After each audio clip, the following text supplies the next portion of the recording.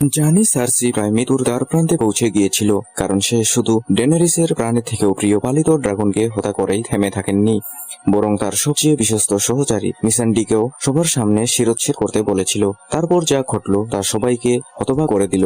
ডেনারিস তার ড্রাগনকে নিয়ে আকাশ থেকে হঠাৎ আক্রমণ করলো। সমুদ্রের ওপর সারি সারি দাঁড়ানো সার্সির নৌবহর সবকিছু আগুনে পুড়ে ছাই হয়ে গেল। শত্রু তীরবান কিছুই করতে পারল না, আর আগুনের বৃষ্টি চারদিকে ধ্বংস ডেকে আনলো। এরপর ডেনারিস সরাসরি রাজধানী কিংস ল্যান্ডিং এর উপর হাজির হলো। সেখানে সৈন্যরা ভারী অস্ত্র হাতে প্রতিরোধের প্রস্তুতি নিচ্ছিল, কিন্তু ডেনারিস এক মুহূর্ত দেরি করল না। ড্রাগন পিছন থেকে আগুন ছুড়ে শহরের প্রাচীর ভেঙে দিল।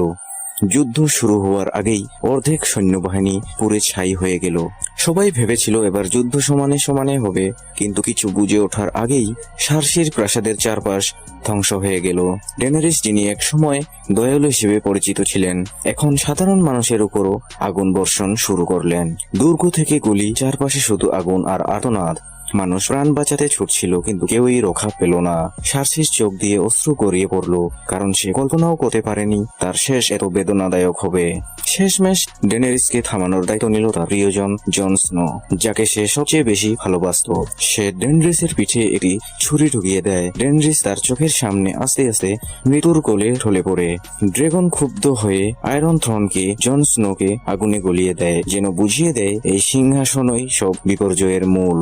এত ত্যাগ, এত যুদ্ধ, এত রক্ত, শেষে সিংহাসনে বসলো সেই ব্যক্তি যে না কোনো যুদ্ধ লড়েছিল, না কোনো স্বপ্ন দেখেছিল। সে ছিল Bran Stark, Bran the Broken, যার ছিল ভবিষ্যৎ দেখার ক্ষমতা। ভিডিওটি ভালো লাগলে একটা লাইক দিয়ে কমেন্ট করে জানাবেন।